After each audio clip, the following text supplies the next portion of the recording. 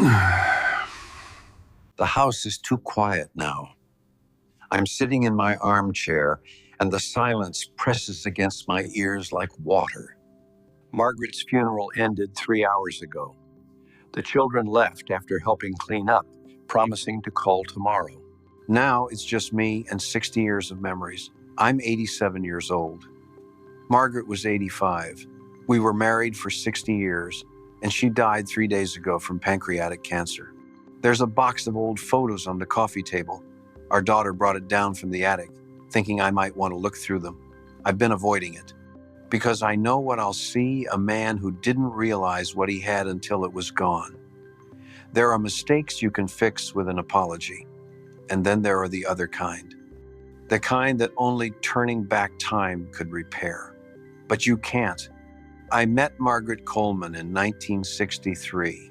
She was 23, beautiful, brilliant. She worked in the secretarial pool at my accounting firm, but she was the smartest person in that building. She wore a yellow dress the day we met, and when she laughed, it was like music.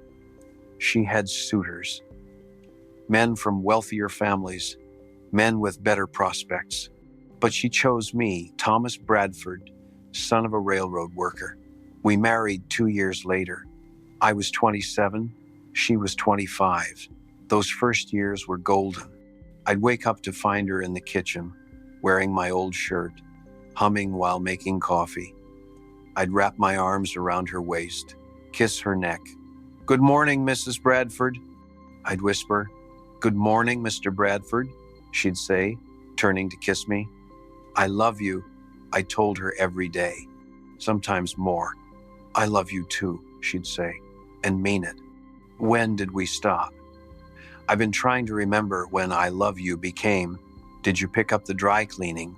When "Good morning, beautiful" became a grunt from behind the newspaper. Our first child, Timothy, was born in 1968. Everything changed. Suddenly there were diapers and feedings and expenses. Margaret quit her job to stay home. I became the sole breadwinner, working longer hours, coming home exhausted. Sarah arrived in 1971, Daniel in 1974. Margaret threw herself into motherhood. She kept a spotless house, cooked from scratch, managed our budget brilliantly. She was exhausted too, but I didn't see it. I only saw my own tiredness. "How was your day?" she'd ask at dinner. But my answers were always curt and perfunctory, because I was too exhausted from work. The "I love yous" disappeared. Not all at once, gradually, like winter creeping in. I think the last time I really said it was around 1976, maybe earlier. Nearly 40 years without saying those words. How do you live with someone for 40 years and not tell them you love them? I pull out our wedding photo. Margaret is looking at me with such love, such absolute trust.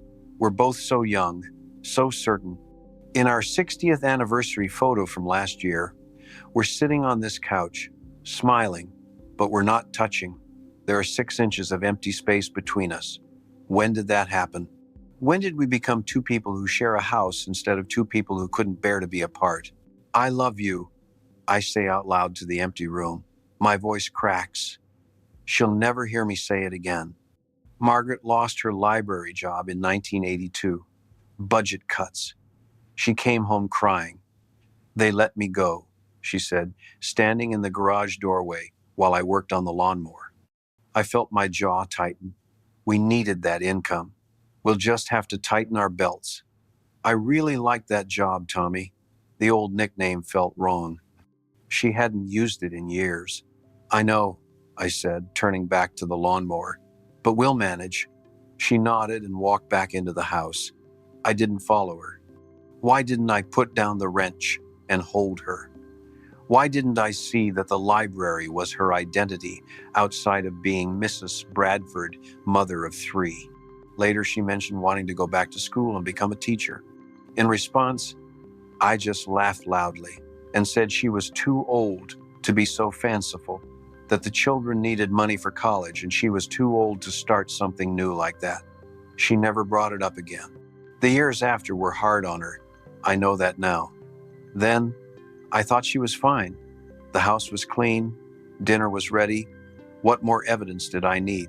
But there were signs. She stopped talking at dinner, developed insomnia. I'd wake to find her downstairs in the dark. You okay? I'd call. Fine.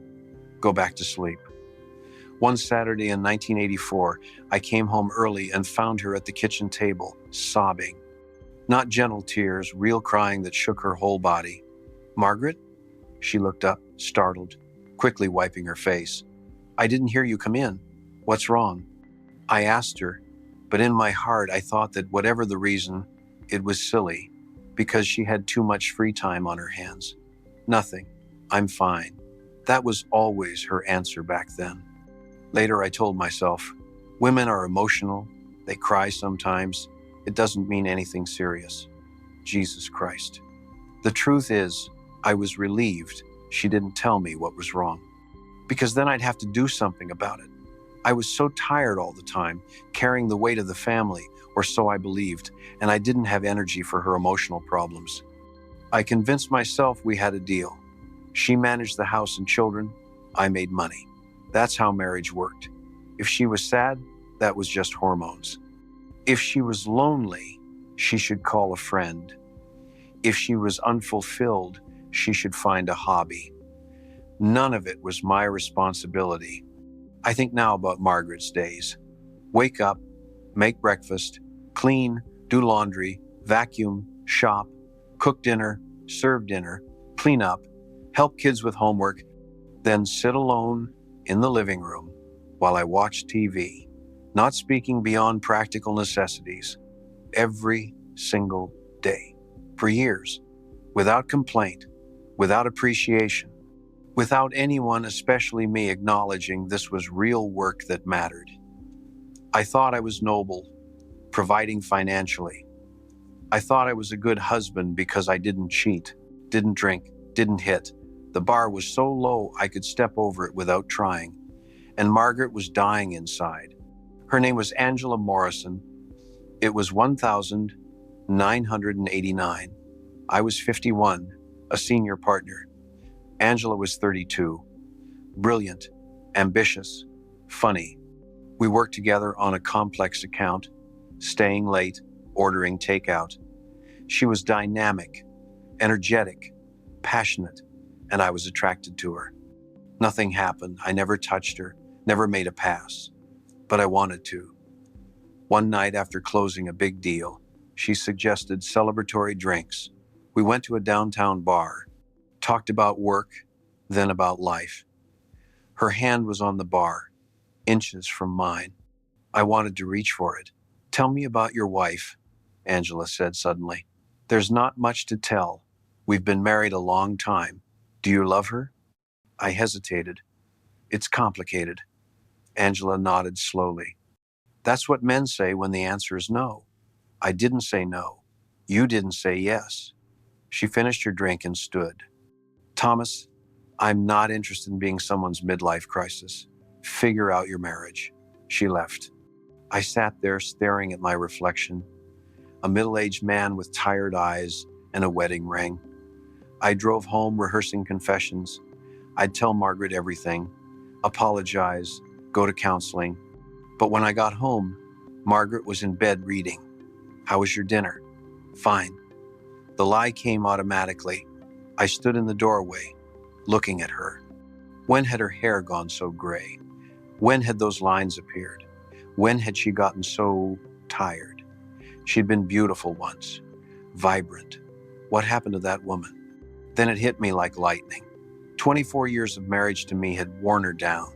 I'd been so busy working, so busy being important at the office, that I'd failed to notice my wife disappearing.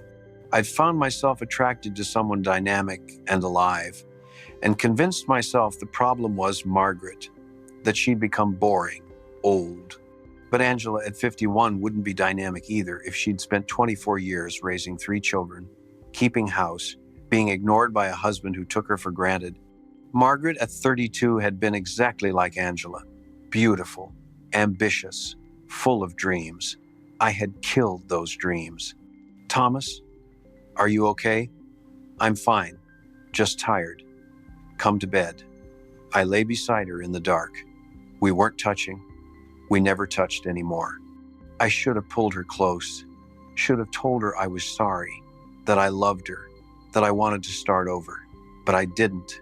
I told myself it was too late, that we'd drifted too far. So I lay in silence, and the years kept passing. Margaret was diagnosed with stage 4 pancreatic cancer in October 2024. 6 months, the oncologist said, maybe less. I want to be comfortable, Margaret said without hesitation. We had 4 months. 4 months of me finally telling her all the things I should have said decades ago. You were the best thing that ever happened to me. I'm sorry I didn't see it sooner. You're beautiful. You've always been beautiful. I love you. I love you. I love you. She smiled when I said these things, patted my hand, told me she loved me too. But there was sadness in her eyes, because we both knew it was too late. Not too late for her to hear the words, but too late for them to matter the way they should have. Too late to change the years we'd lost. She died peacefully, surrounded by family. Her last words, take care of each other. She looked at the kids when she said it, not at me. She knew they'd need the reminder. So here I sit, 87 years old, in a house too quiet. I failed at the most important thing. Not because I didn't love Margaret, I did, desperately, but because I couldn't speak the language of love. Because I was taught that being a man meant providing financially and that emotions were weakness. I was taught that saying I love you was unnecessary if you paid the bills. I was taught wrong, and Margaret paid the price. If I could turn back time, I would tell her I loved her every single day. I would thank her for the invisible work she did. I would have encouraged her dreams. I would have sat with her on sleepless nights and listened. I would have touched her, held her hand, seen her. But I can't turn back time. I can only live with what I learned too late. To whoever reads this, please learn from my mistakes. If you love someone, tell them every day. Don't assume they know. If your partner does invisible work, see it. Thank them. Value it. Don't let silence build walls between you. Don't wait until you're 87, sitting alone, realizing you wasted 60 years with the person you loved most. There are mistakes you can fix, and there are mistakes that only time travel could repair. This is the second kind. Love loudly, love obviously, love now, before the silence comes. Maybe you're walking a similar path.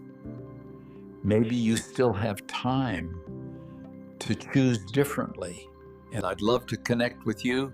Hit that like button, subscribe, and tell me your story in the comments.